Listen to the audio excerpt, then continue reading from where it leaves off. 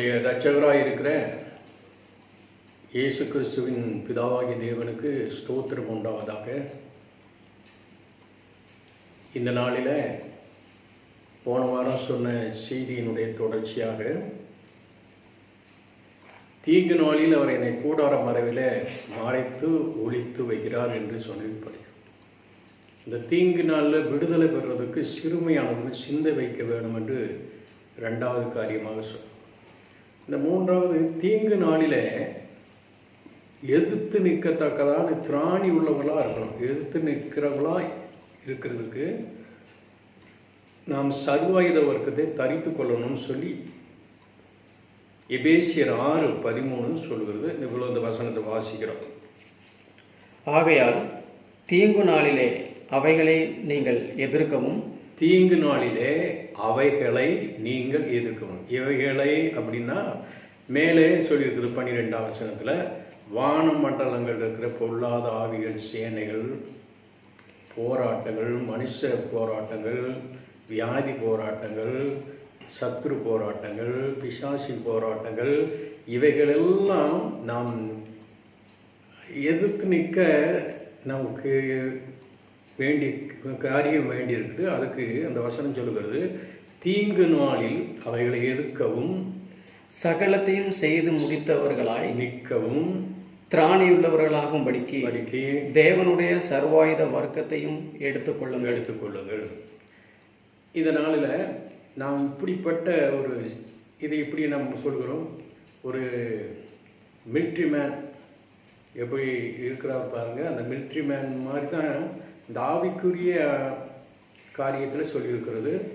ஆவிக்குரிய போராயுதங்கள், ஆவிக்குரிய விதத்தில் நம்ம எப்படி இருக்கணும், நம்ம இந்த மாதிரி காரியங்களை செய்ய இந்த வெளியிருக்கிறபடி அவைகளை எழுத்தின்படி அல்ல, ஆவியின்படியாக நாம் அதை தரித்து கொண்டவர்களாய் நாம் இந்த தீங்கு நாளிலே அவைகளை எதிர்க்கவும், சகலத்தையும் செய்து முடித்தவர்களாய் நிற்கவும், நாம் திராணி உள்ளவர்களாகும்படி தேவனுடைய சர்வாயுத வர்க்கத்தை எடுத்துக்கொள்ளுங்கள் என்று அந்த வசனம் சொல்லுகிறது. இப்போ அந்த சர்வாயுத வர்க்கம் என்ன என்று நாம் இப்பொழுது வாசிக்கிறோம். 14ஆம் வசனத்தில், சத்தியம் என்னும் கச்சையை, சத்தியம் என்னும் கச்சை உங்கள் அறையிலே கட்டினவர்களாகும். முதலாவது எடுத்தோடனே தலை சீராக சொல்லலாம். ரெண்டாவது மார்க்கவசத்தை சொல்லலாம். மூணாவது கச்சையை, சத்திய கச்சையை சொல்லலாம். அப்படி வரிசை கீழே கீழே வரைக்கும் சொல்லலாம். ஆனால் வேதம் இதையே முதல் எடுத்த உடனே இந்த நடுவில் இருக்கிற அறைங்கிறது இடை அதை பற்றி முதல் சொல்கிறது. ஏன்னா அது மையமாக இருக்கிறது. இந்த மையத்திலிருந்து தான் எல்லாமே ஆரம்பிக்குது. அதனால தான் சத்தியம் என்னும் கச்சையினால உங்கள் அறையை கட்டினுள்ளாய். இந்த அறை என்று சொன்னால் நம்முடைய இடுப்பை சொல்கிறது. அப்போ இந்த சத்தியம்ங்கிறது என்ன? இந்த பிலாத்து ஒரு நாள் ஆண்டவர்கிட்ட ஒரு கேள்வி கேட்க, சத்தியம்ங்கிறீங்கள, அதை சத்தியமாவது என்ன? யோவான் 18:37-38. அப்பொழுது பிலாத்து அவரை நோக்கி, அப்படியானால் நீ ராஜாவோ என்றான். இயேசு பிரதியுத்தரமாக, நீர் சொல்லுகிறபடி நான் ராஜாதான். சத்தியத்தை குறித்து சாட்சி கொடுக்க நான் பிறந்தேன். இதற்காகவே இந்த உலகத்தில் வந்தேன். சத்தியவான் எவனும் என் சத்தம் கேட்கிறான் என்றார். இப்போ இயேசு கிறிஸ்து 3 காரியத்தை அங்கே சொல்கிறாரு. பிலாத்துக்கு 3 காரியம் சொல்கிறார். சத்தியத்தை குறித்து சாட்சி கொடுக்க நான் இந்த உலகத்துக்கு வந்தேன். ரெண்டாவது, இதுக்காகத்தான் நான் பிறந்தேன். சத்தியவான் எவனும் என் சத்தத்தை கேட்குறான். இந்த 3 காரியம் சொல்கிறார். இப்போ சத்தியம்னா என்ன? அவர் சொல்கிறாரு, சத்தியம்னா சத்தியத்தை குறித்து சாட்சி கொடுக்க வந்தேன்கிறார். அப்போ இவர் சத்தியத்தை ஏற்கனவே அதை பற்றியதான காரியத்தை அறிந்து அதை குறித்த சாட்சி சொல்ல வந்திருக்கிறார் பூமிக்கு. அப்போ சத்தியம் எங்கே இருக்கிறது? பரலோகத்தில் தேவன் தான் சத்தியமானவர். தேவன் அப்படி எழுதியிருக்கிறது. அப்போ தேவன் தான் சத்தியம். அப்போ அந்த தேவன் எப்படி இருக்கிறார் என்பதை இயேசு கிறிஸ்து வெளிப்படுத்தி காட்டுகிறார். அவருடைய மடியில் இருக்கிற ஒரே பேரான குமாரனே அவரை வெளிப்படுத்தினார். அப்போ தேவன் எப்படிப்பட்டவர், அந்த சத்தியம் உள்ளவர் என்பதை இயேசு கிறிஸ்து மூலமாக அதை வெளிப்படுத்துகிறார். இப்போ சத்தியம்னா என்ன? இப்போ அடுத்த வசனத்தில் 38ஆம் வசனத்தில், அதற்கு பிலாத்து சத்தியமாவது என்ன என்றான். இப்போ சத்தியமாவது என்னன்னு கேட்குறேன். மறுபடியும் அவன் யூதர்களிடத்தில் வெளியே வந்து, நான் அவனிடத்தில் ஒரு குற்றமும் காணேன். இப்போ சத்தியமாவது என்னன்னு, சத்தியம்தான் முன்னால் நிற்கிது. இயேசு சொன்னார், நானே வழியும் சத்தியம் என்று சொன்னார். அப்போ இயேசு முன்னால் நிற்கிறார், அவரும் சத்தியம்தான். அப்போ சத்தியமாவது என்னன்னு கேட்டால் அவர் சொல்கிறார், நான் சத்தியத்தை குறித்து சாட்சி கொடுக்க வந்தேன். சத்தியம் என்பது பரலோகத்தில் தேவன் ஒருவர் இருக்கிறார், அவர் சத்தியமானவர். அவரை பற்றி, அவருடைய சுபாவத்தை பற்றி, அவருடைய குணலட்சணங்களை பற்றி, அவருடைய செயல்பாடுகளை குறித்து நான் உங்களுக்கு அறிவிக்கிறதுக்காக இந்த பூமிக்கு வந்திருக்கிறேன் என்று சொல்கிறார். அப்போ சத்தியம் இருக்கிறத குறித்து வேதத்தில் ஒரு பகுதியை நான் சொல்கிறதுக்கு முன்பாக, சத்தியம் வேற, உண்மை வேற. இந்த மொழிபெயர்ப்பில் கூட சில இடங்களில் அவர் சத்தியம், நானே வழியும் சத்தியம் ஜீவனுமாக இருக்கிறேன் இருக்கிறதுல, நானே வழியும் உண்மையுமாய் இருக்கிறேன், உண்மையும் வழியுமா இருக்கிறேன்னு சொல்லியிருக்கிறது. அங்கே நானே உண்மை என்று ஒரு வார்த்தை சொல்லியிருக்கு. உண்மை என்பது மாறுபடும், ஆனால் சத்தியம் மாறாது. ஏன்னா இயேசு கிறிஸ்து நேற்றும் இன்றும் என்றும் மாறாதவர். இயேசு சத்தியமானவர், இயேசு சத்தியம், அவர் மாற மாட்டார். சத்தியம் மாறாது, உண்மை மாறலாம். ஒரு பக்கம் ஒரு மனுஷன் பார்க்கும்போது அது உண்மையாகவே அவன் கொலை செஞ்சால் நான் பார்த்தேங்களாம், ஆனால் அதுக்கு விசாரித்து பார்த்தா அது உண்மை இல்லாமல் இருக்கணும். அப்போ உண்மை மாறிடும், ஆனால் சத்தியம் மாறாது. அப்போ சத்தியம் யார்? தேவன். அந்த சத்தியத்துக்கு சாட்சி கொடுக்க வந்தவர் யார்? இயேசு.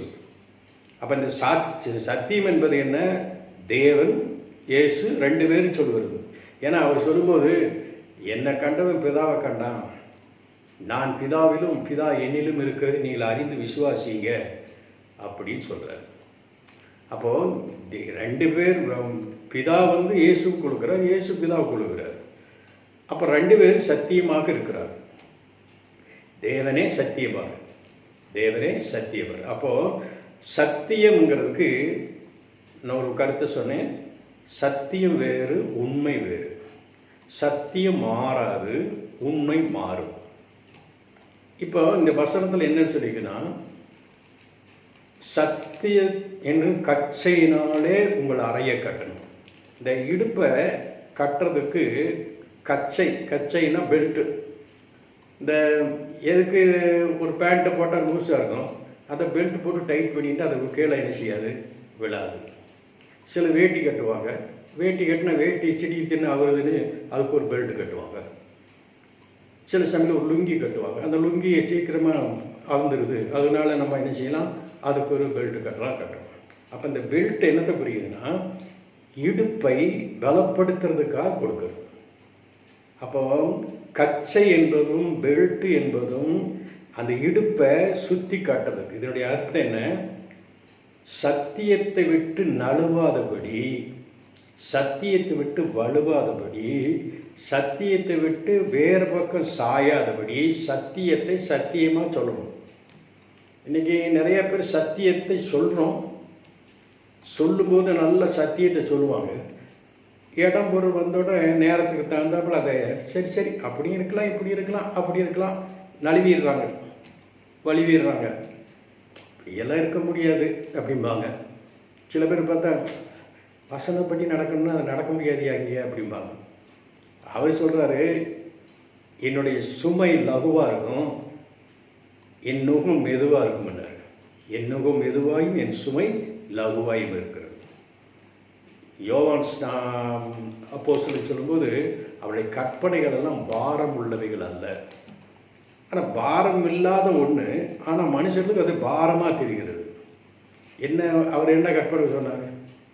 நீங்கள் தீமைக்கு எதிர்த்து நிற்காதீங்க அப்படின்னாரு. அவருக்கு சொல்லிக்கிட்டு வரும்போது ஒரு கற்பனை, தீமைக்கு எதிர்த்து நிற்காதீங்க, கண்ணுக்கு கண்ணு பல்லுக்கு பல்லு அப்படின்னு சொல்கிறாங்க பழைய பூர்வத்தில். நான் உங்களுக்கு சொல்கிறேன், நீங்கள் தீமையோடு என்ன செய்ய வேண்டாம், எதிர்த்து நிற்க வேண்டான்றார். இப்போ இது என்ன சொல்கிறாரு? இப்போது இது ஒன்றும் பெருசாக சொல்லலை. தீமை ஒருத்தன் செய்கிறான், அவன் கூட போய் சட்டை போட்டுக்கிட்டு எதிர்த்து நின்று அதை எதுக்கு சட்டை போடுறேன், விட்டுரு, அவன் தீமை செஞ்சால் செஞ்சுட்டு போயிடான். இன்னொரு இடத்துல அதே வசனத்தில் என்ன சொல்கிறேன், உள்ளதுன்னு சொல்லி இல்லைன்னு இல்லைன்னு சொல்லு, அதுக்கு நிச்சயம் தீமைனா நான். அப்போ என்ன சொல்கிற கொடுத்தாரு, உண்மை ஆமான்னு இல்லைன்னு சொல்லு, ரெண்டிலும் ஒன்று தான். சில பேர் என்ன செய்யணும், நம்ம உண்மையை தெரிஞ்சாலும் பொய் சொல்லி ஏதோ கொஞ்சம் பணம் பொருள் அப்படி சம்பாதிக்கலான்னு அப்படி ஒரு எண்ணங்கள் வர்றதுனால இவங்க தவறானவர்களுக்குள்ள சலை சாஞ்சு போயிடுறாங்க. அதனால தான் இங்கே என்ன கவனிக்கிறோம்னா, உண்மை மாறும், சத்தியம் மாறாது. ஆண்டவருடைய சத்தியங்கள்லாம் லகுவானவைகள், நாம் எல்லாம் கடைப்பிடிக்கத்தக்கது தான். ஆனால் நம்ம செய்யாததுனால அது நமக்கு கஷ்டமாக இருக்குது. செய்ய பழகும் போது நிச்சயமாக அதில் உண்மையாக நிற்கலை. நிறைய கடவுளுடைய பிள்ளைகள் ஏற்றுக்கொள்ளும் போது நல்ல கர்த்தருக்கு உண்மையாக இருக்கிறாங்க. சில பேரெல்லாம் கல்யாணம் பண்ணாத வரைக்கும் நல்லா இருக்கிறாங்க. கல்யாணம் பண்ணின பிறகு சில பேர் மனைவியாலேயோ சில பேர் புருஷனாலேயோ அவர்கள் சத்தியத்தை விட்டு வலிவி போகிறாங்க. அப்போ அவங்களுக்கு இடையில் சத்தியம்ங்கிற கச்சை என்ன செய்யலை, கட்டலை. அதனால தான் மாறிடுறாங்க. என்னங்க நான் முந்தி இப்போ நல்லா ஃபயராக இருப்பேன், பவர்ஃபுல்லாக இருந்தேன், இப்போயும் இப்படி போயிட்டேன், டைலூட் பண்ண தண்ணி மாதிரி இருக்கிற. இன்றைக்கி அநேக கிறிஸ்தவ வாழ்க்கை இப்படி இருக்குது. காரணம், சத்தியத்தில் அவர்கள் இடை கட்டப்படலை. பைபிளில் இப்படி எழுதியிருக்கிறது. சங்கீதம் 18ஆம் சங்கீதம் 2ஆம் வசனம், என்னை பலத்தால் இடைக்கட்டி என் வழியை செவ்வைப்படுத்துகிறவர் தேவனே. என்னை பலத்தால் இடை கட்டுறார். அப்போ இடை கட்டுறது இது பலன். அப்போ இடை கட்டப்படுதுன்னு சொன்னால்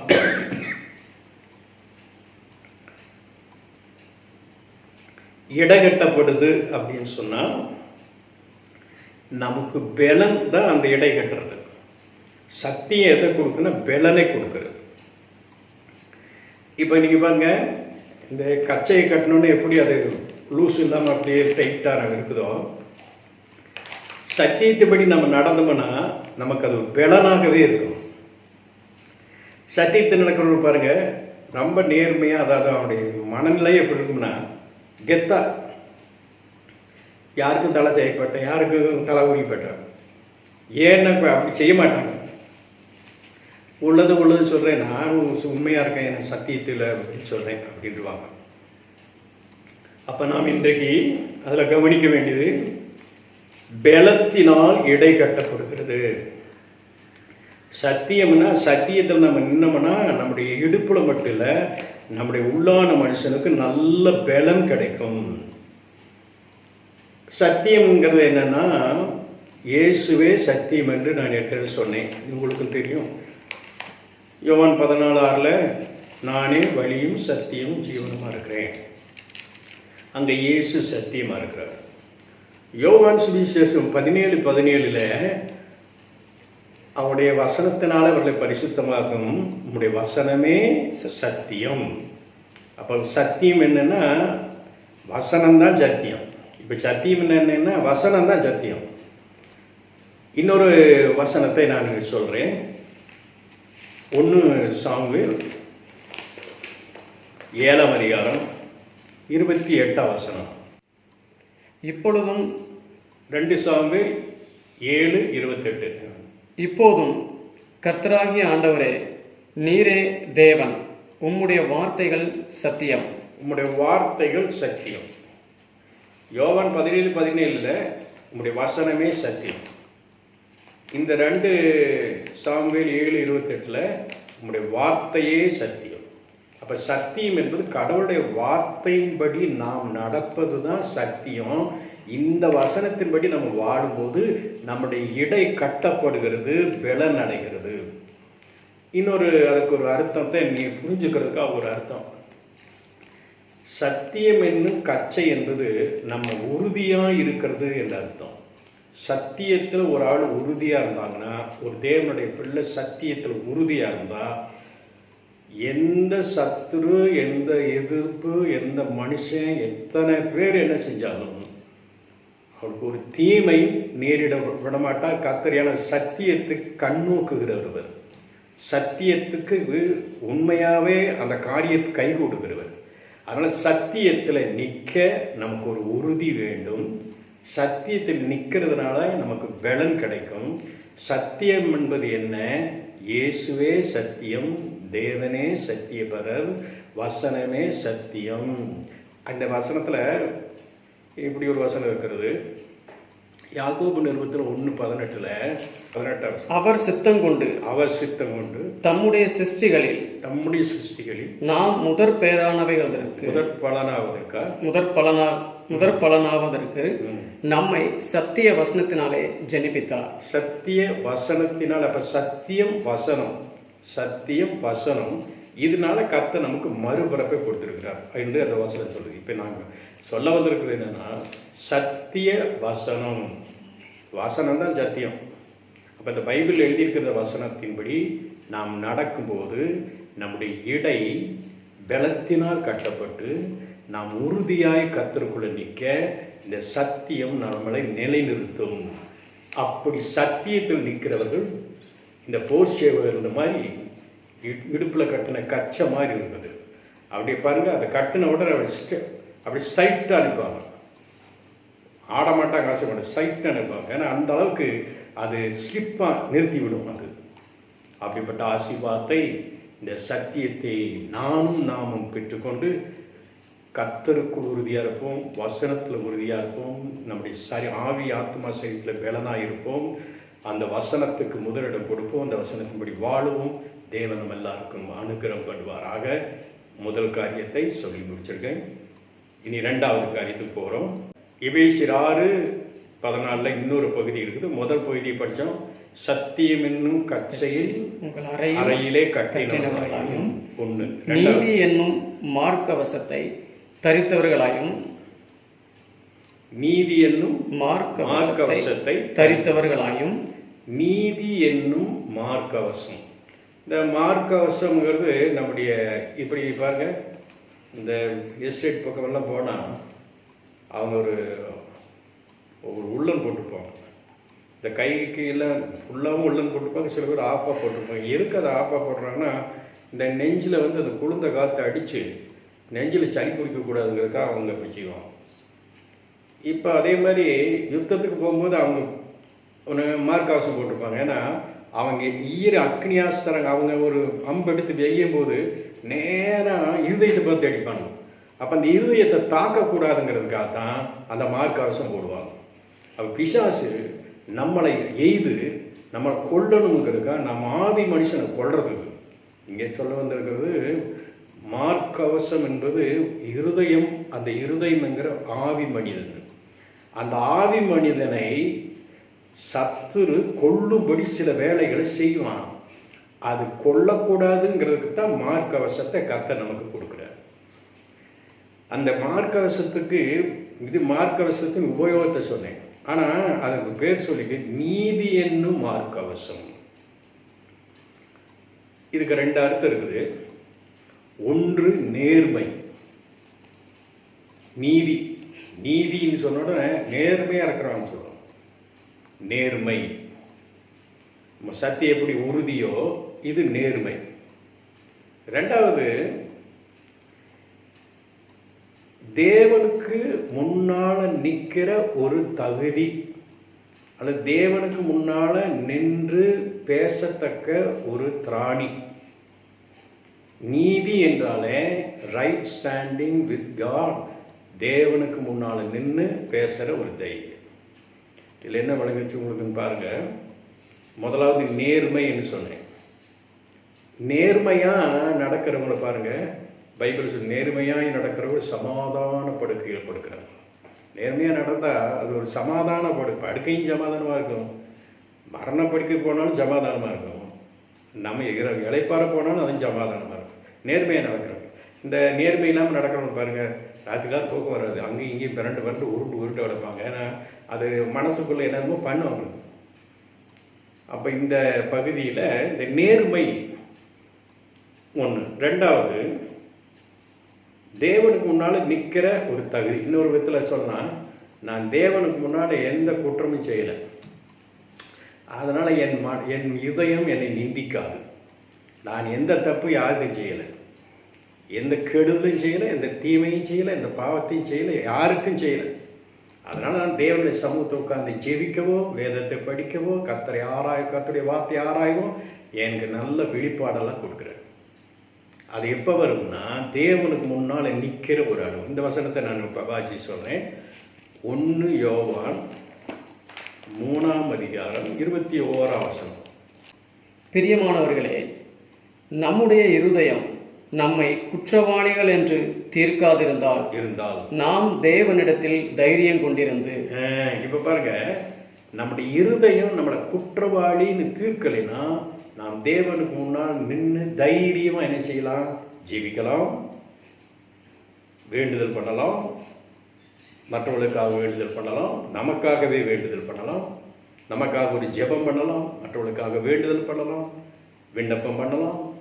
அப்போ இந்த குற்றம் இல்லாமல் இருக்கிறது தான் தேவனுக்கு முன்னால் நிற்கிற தகுதி. அதைத்தாங்க தேவனுக்கு முன்னால் தைரியம் வருகிறது. அந்த தைரியம் தான் நீதிமான் ஆகிறதுனால, நீதியினால் வர்ற காரியம். அப்போது ரெண்டாவது சக்தி என்னென்னா, நாம் நேர்மையாக எல்லாவற்றிலும், வேலை ஸ்தலமோ, வியாபார ஸ்தலமோ, தொழில் ஸ்தலமோ, வேறு எந்த விதத்தில் நம்ம இருந்தாலும் நேர்மையாய் நடந்து கொள்ளணும், நேர்மையாய் பேசிக்கொள்ளணும், நேர்மையாய் வளர்ந்து கொள்ளணும். நம்மளை குறித்து ஒரு நேர்மையான மனுஷன் என்று சொல்கிற சாட்சியை பெற்றுக்கொள்ளணும். ரெண்டாவது, தேவனுக்கு முன்னால் போய் நின்று கை உயர்த்தி ஜெபிக்கலாம், நின்று கரங்களை கூப்பி ஜெபிக்கலாம். நம்முடைய இருதயம் நம்மளை நிந்திக்காது. நான் ஒரு தவறு செய்யலையா, உங்கள் முன்னால் நிற்கிறதுக்கு ஒரு தகுதி உங்கள் ரத்தத்தினால, உங்கள் நாமத்தினால, உங்களுடைய கிருபையினால், உங்களுடைய நீதியினால் எனக்கு கிடைச்சிருக்குதுன்னு சொல்லி அந்த 2 கையை உயர்த்தி கர்த்தருக்கு நன்றி சொல்லி அவருக்கு முன்னால் நிற்கிற ஒரு தகுதி, ஒரு திராணி நமக்கு கிடைக்கிறது. அதனால தான் நாம் ஜெபிக்கும்போது எப்போதுமே குடும்பத்துக்கு ஜெபிச்சாலும் சரி, சபைக்கு ஜெபிச்சாலும் சரி, ஆத்மாக்களுக்காக ஜெபிச்சாலும், சுகமில்லாதவங்களுக்காக ஜெபிச்சாலும், பிரச்சனையில் இருக்கிறவங்களுக்காக ஜெபிச்சாலும் சரி, இன்றைக்கி இந்த காலங்களில், இந்த கொரோனா காலங்களில் கூட நாம் ஜெபிக்கிறவர்கள் ஏதோ ஒரு ஜெபம் பண்ணணும்னு பண்ணக்கூடாது. தேவனுக்கு முன்னால் நேர்மையாய், அபகரிக்காமல், அநியாயம் பண்ணாமல், அடுத்த ஊரில் திருடாமல், இந்த மாதிரியெல்லாம் பண்ணாமல் இருந்தால் நான் ஜெபிக்கிற ஜெபம் பரலோகத்துக்கு என்ன செய்யும்? போகும். அது நிற்கிறதுக்கு தகுதியை கிடைக்கும். அந்த ஜெபம் கேட்கப்பட்டதுங்கிற உண்மையான பதிலை நம்ம இருதயத்துக்குள்ள உண்டாயிடும். அப்படிப்பட்ட கிருபையை கர்த்தர் நமக்கு தருவார். தானியல் பற்றி ஒரு பகுதியை நான் படிக்க சொல்கிறேன். தானியல் புத்தகத்தில் 6ஆம் அதிகாரம் 3ஆம் வசனமும் 4ஆம் வசனமும் முதல் படிக்கிறோம். இப்படி இருக்கையில் தானியேல் பிரதானிகளுக்கும் தேசாதிபதிகளுக்கும் மேற்பட்டவனாயிருந்தான். தானியேலுக்குள் விசேஷித்த ஆவி இருந்தமையால் அவனை ராஜ்யம் முழுமைக்கும் அதிகாரியாக ஏற்படுத்த ராஜா நினைத்தான். இப்போ பாருங்க, இந்த ராஜா, தரியு ராஜா இந்த தானியேலை பற்றி ஒரு நல்ல காரியம் கண்டுபிடிச்சு, எல்லா பிரதானிகளுக்குள்ளும் இல்லாத ஒரு விசேஷித்த ஆவி இந்த தானியேலுக்குள்ள இருக்கு. அந்த விசேஷித்த ஆவி தான் பாருங்க அவனை நேர்மையாக இருக்க செய்யுது. இவன் நேர்மையாக இருக்கிறதே மற்ற தேசாதிபதிகள், மற்ற அவனோட சேர்ந்திருக்கிற எல்லாருக்குமே பொறாமை வேற. பொறாமையினால் அவன் எப்படியாவது ஒரு குற்றவாளி ஆக்கிடணும்னு தீர்மானிக்கிறான். இப்போ 4ஆம் வசனம் பார்க்குறோம். அப்பொழுது பிரதானிகளும் தேசாதிபதிகளும் ராஜ்யத்தின் விசாரிப்பிலே தானியேலை குற்றப்படுத்தும்படி முகாந்தரம் தேடினார்கள். ஆனாலும் ஒரு முகாந்தரத்தையும் குற்றத்தையும் கண்டுபிடிக்க அவர்களால் கூடாதிருந்தது. அவன் உண்மையுள்ளவனாயிருந்தபடியால் அவன் மேல் சுமத்த யாதொரு குற்றமும் குறையும் காணப்படவில்லை. அவன் உண்மை உள்ளவனா இருந்தான். 1ஆம் வசனத்தில் விசேஷித்த ஆவி அவனுக்குள்ள இருந்துச்சு. அந்த விசேஷித்த ஆவி அவனை உண்மையுள்ளவனா ஆக்குது. எல்லாத்தையும் அரசாங்க வேலையிலையும் சரி, அரசாங்க பொருட்களையும் சரி, அரசாங்கம் கொடுக்குற காரியத்திலையும் சரி அவன் உண்மையாக இருந்தார். இப்போ ஒரு வசனத்தை 22ஆம் வசனம் 6ஆம் அதிகாரம் 22ஆம் வசனத்தை பாருங்கள். இப்போ இந்த சத்தியம் உங்களுக்கு விளங்கும். சிங்கங்கள் என்னை சேதப்படுத்தாதபடிக்கு தேவன் தம்முடைய தூதனை அனுப்பி அவைகளின் வாயை கட்டி போட்டார். அதென்னென்றால், அவருக்கு முன்பாக நான் குற்றமற்றவனாய் காணப்பட்டேன். அவருக்கு முன்பாக நான் எப்படி இருந்தேன்? குற்றம் அற்றவனாய் இருந்தேன். அதாவது தானியேல் ராஜாவுக்கு சொல்லுகிறார், அது ஏன் சிங்கம் வந்து என்ன சாப்பிடல, சிங்கத்தின் வாயை ஏன் கட்டினார்னா, அது ஏனென்றால் நான் தேவனுக்கு முன்பாக குற்றமற்றவன். எந்த குற்றமும் நான் செய்யலை, ராஜாவுக்கும் செய்யலை, மனுஷனுக்கும் செய்யலை. அதனால தான் அது என்னை வந்து சிங்கம் கொள்ளலை, சங்கம் சாப்பிடலை. அப்போ தேவனுக்கு முன்னால் குற்றமற்றவன். ரெண்டாவது இன்னொரு பகுதி படிக்கணும். அதேவே, ராஜாவாகிய உமக்கு முன்பாகவும் நான் நீதிகேடு செய்ததில்லை என்றான். இப்போ மனுஷனாகிய நீங்கள் ராஜா தான், ஆனால் மனுஷன் உங்களுக்கும் நான் நீதிகேடு செய்யலை, தேவனுக்கு நான் என்ன செய்யலை, ஒரு நியாயக்கேடு செய்யலை. அதாவது நான் சரியாக தேவனுக்கு முன்னால் நிற்க ஒரு தகுதி உள்ளவனாகத்தான் இருந்திருக்கிறேன். நான் குற்றமற்றவனாக இருந்தேன். உமக்கும் முன்னாலே நீதிகேடு செய்யலை, தேவனுக்கு முன்னாலே நான் குற்றமற்றவனாக இல்லை. ஆகத்தான் சிங்கம் என்னை பட்சிக்கவில்லை. அப்போ நம்முடைய வாழ்க்கையில் ஒன்று தெரிஞ்சுக்குவோம், என்னைக்கு நம்ம குற்றம் உள்ளவர்களாக நம்முடைய மனசாட்சி, இப்படி செஞ்சிட்டியே, இப்படி ஏமாத்திட்டியே, இப்படி பண்ணிட்டியே அப்படின்னு நம்மளை கடிச்சிக்குது பாருங்க, அது குற்றமாளியை சொல்லுது பாருங்க, அப்போ நம்ம பண்ணுற ஜெபமெல்லாம் பரலோகத்துக்கு போக முடியாது, அது பதில் கேட்காது. அந்த பகுதியில் மனுஷனுக்கு நீதிகேடு செய்யக்கூடாது, தேவனுக்கு நியாயக்கேடு செய்யக்கூடாது, குற்றமற்றவராக இடவார். அப்போ அவர் வந்து ஸ்ட்ரைட்டாக ரைட் ஸ்டாண்டிங் வித் காட், தேவனுக்கு முன்னால் குற்றமற்றவராக இருந்தார். அதே மாதிரி தேவனுக்கு இருக்கிறேன்னு சொல்லலை, மனுஷனுக்கு முன்னால் கூட நியாயக்கேடு செஞ்சதில்லை. அப்போ நம்மளும் மனுஷனுக்கு விரோதமாயும் செய்யக்கூடாது, தேவனுக்கு விரோதமாயும் செய்யக்கூடாது. அப்படி இருந்தால் நம்முடைய ஜெபம் கேட்கப்படும். நமக்கு வருகிற எத்தனை தீமை வந்தாலும் அது இயேசுவின் நாமத்தில் நீங்கி போயிடும். நம்ம குறையும் குற்றத்தையும் வச்சிருப்போம்னா அது வந்து சிங்கம் கட்டாயமாக திங்கும். சிங்கம் என்னதுன்னா பிசாசு தான் சிங்கம், சத்துரு தான் சிங்கம், நமக்கு எதிராளி தான் சிங்கம். இதுக்கெல்லாம் வந்து நம்மளை மேற்கொள்றதுக்கு காரணம் என்னென்னா, இந்த ரெண்டு காரியத்தை தயவு செய்து மனதில் வைக்க பார்க்கலாம். தேவனுக்கு முன்பாக நியாயக்கேடு செய்யக்கூடாது. இல்லை, நியாயக்கேடு நான் செய்யலை அப்படின்னு தானியேல் தன்னுடைய உண்மையான நிலையை சொல்கிறார். அது மாதிரி நாமும் சொல்லுவோமாக, மனுஷனுக்கு நீதிக்கேடு செய்யாமல் இருப்போமாக. தேவன் நம்மை வாழ்க்கையை ஆசீர்வதிப்பாராக. இனி முதலாவது ஏற்கனவே சொன்னேன், சத்தியம் என்னும் கச்சை, அது உறுதி, பலம், வசனம் என்று சொன்னேன். தேவனை பற்றி சொல்வது சத்தியம். தேவன் எப்படி இருக்கிறாருங்கிற சத்தியத்தை இயேசு கிறிஸ்து வந்து சாட்சி சொல்ல வந்தார் என்று நம்ம படித்தோம். அது உறுதி.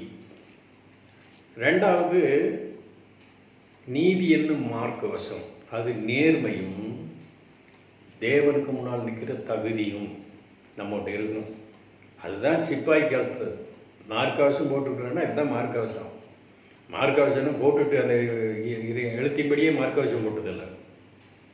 இப்போ மூன்றாவது 15ஆம் வசனத்தை படிக்கிறோம்.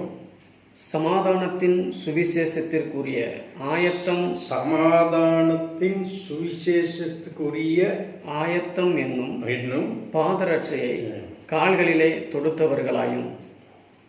அதாவது காலில் பாதரட்சைக்கு அடையாளமாக சொல்லிக்குது சுவிசேஷத்தை. அதனால தான் சுவிசேஷம் சொல்லுவருடைய பாதங்கள் எவ்வளவு அழகாக இருக்கிறது, மலைகளிலே அது எவ்வளவு அழகாக இருக்கிறதுன்னு சொல்லுது. இதில் ரெண்டு காரியத்தை சொல்ல விரும்புகிறேன். ஒன்று, சமாதானத்தின் சுவிசேஷம். இந்த சுவிசேஷத்தை ஒருத்தர் கேட்டால் அவங்களுக்கு சமாதானம் உண்டாகும்.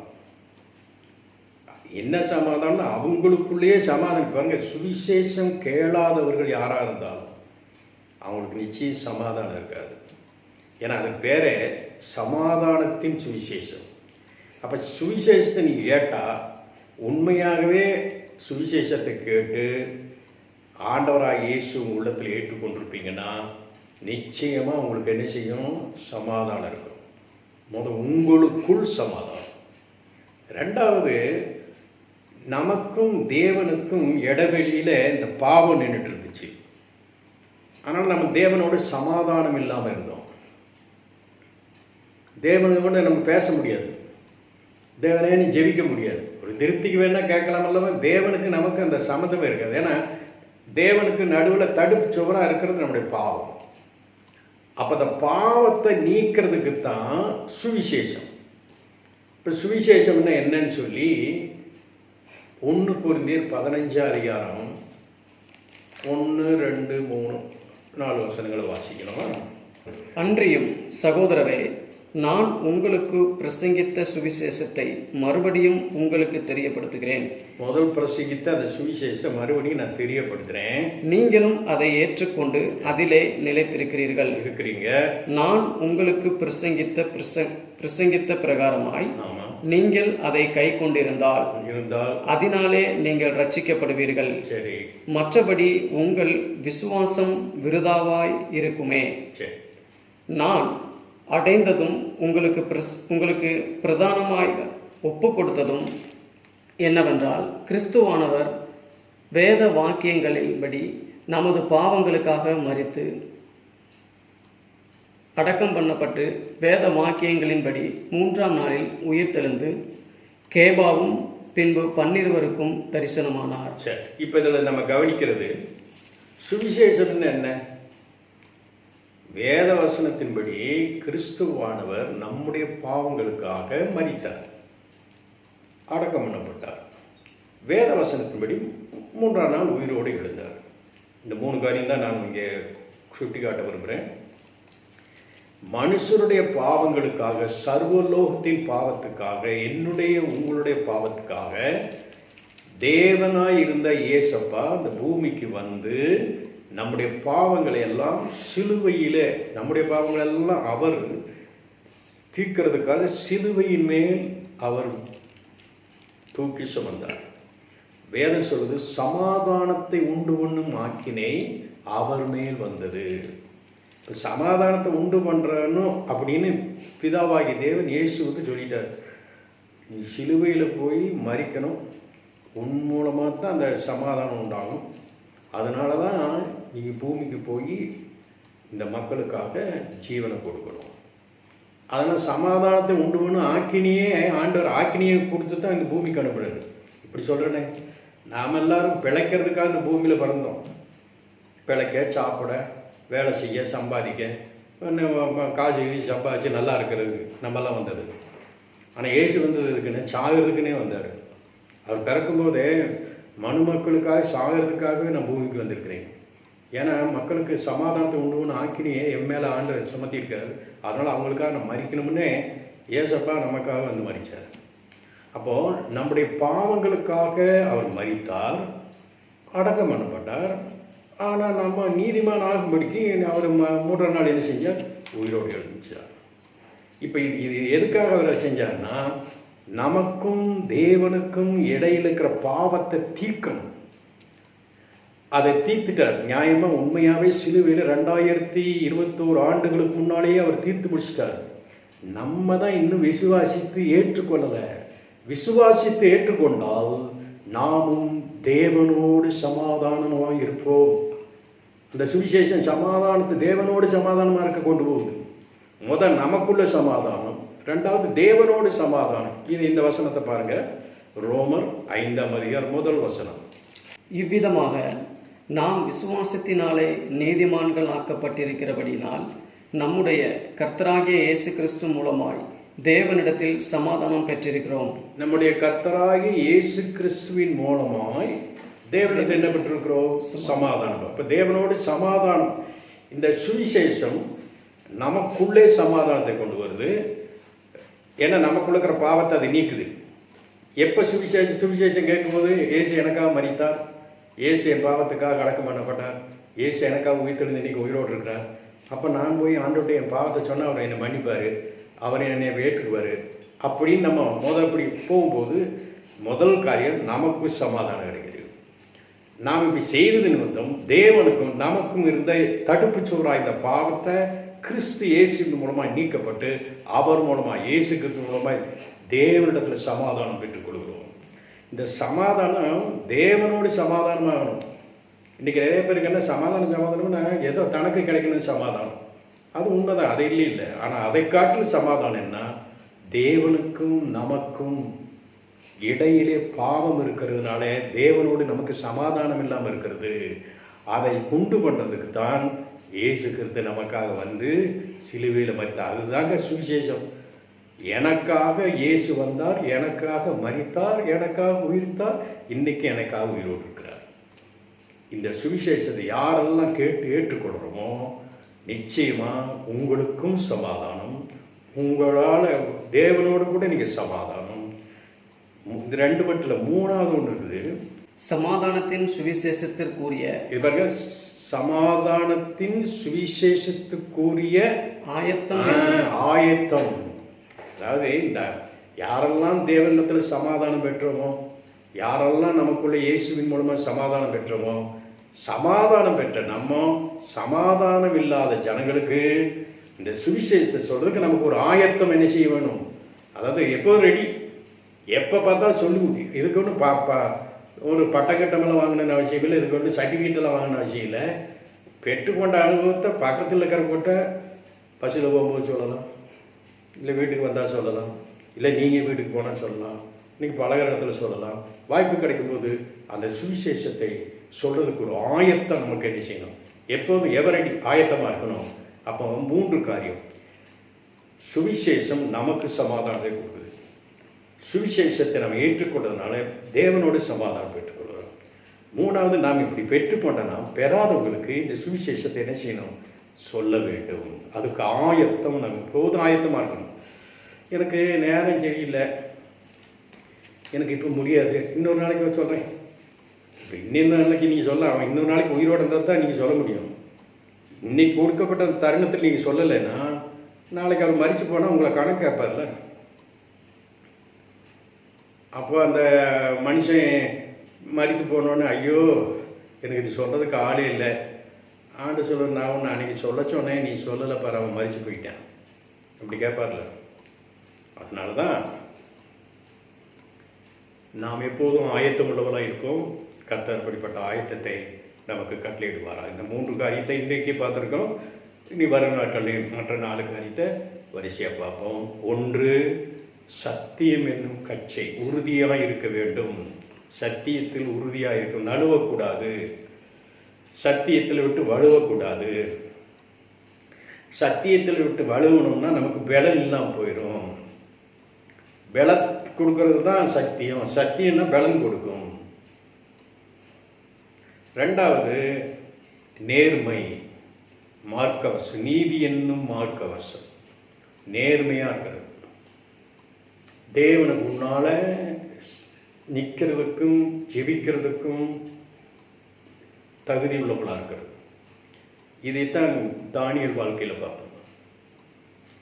3வது, சுவிசேஷம் ஆயத்தம் பண்ணுறது. 3 காரியம். 1, நீங்கள் சுவிசேஷத்தை ஏற்றுக்கொண்டால் முதல் உங்களுக்குள் சமாதானம் கிடைக்கும். 2வது, இயேசு கிறிஸ்துவின் மூலமாக தேவனிடத்தில் உங்களுக்கு சமாதானம் கிடைக்கும். 3வது, இதை 2ஐயும் பெற்ற நாம் மற்றவர்களுக்கு இந்த சுவிசேஷம் சொல்றதுக்கு ஒரு ஆயத்தம் நமக்கு வேணும். அதை எப்போதும் காலில் தொடுத்தவர்களாக அப்படி இருக்கணும்னு சொல்லிட்டு ரெடியாக இருங்க அப்படின்னு சொல்லு. நீங்களும் ரெடியாக இருங்க.